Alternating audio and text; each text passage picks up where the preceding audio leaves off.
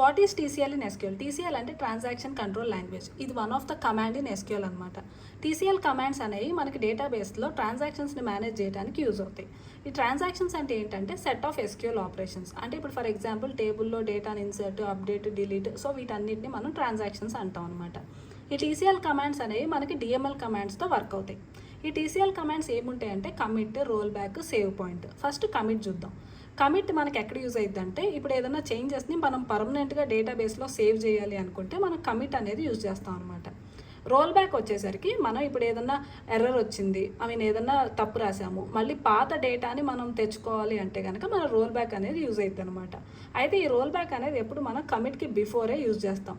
ఎందుకంటే once commit అనేది ఇచ్చాము అంటే కనుక మన డేటా అనేది పర్మనెంట్గా డేటాబేస్లో సేవ్ అయిపోయింది కాబట్టి. లాస్ట్ వచ్చేసరికి సేవ్ పాయింట్. ఇదేంటంటే మనకి ట్రాన్సాక్షన్లో చెక్ పాయింట్స్ అనేది పెట్టుకోవడానికి యూజ్ అవుతుంది అనమాట. అంటే ఇప్పుడు ఫర్ ఎగ్జాంపుల్ ఏదైనా ఎర్రర్ వస్తే మనం కంప్లీట్గా అరేంజ్ చేయకుండా మళ్ళీ ఆ పాత చెక్ పాయింట్ దగ్గరికి వెళ్ళిపోయింది.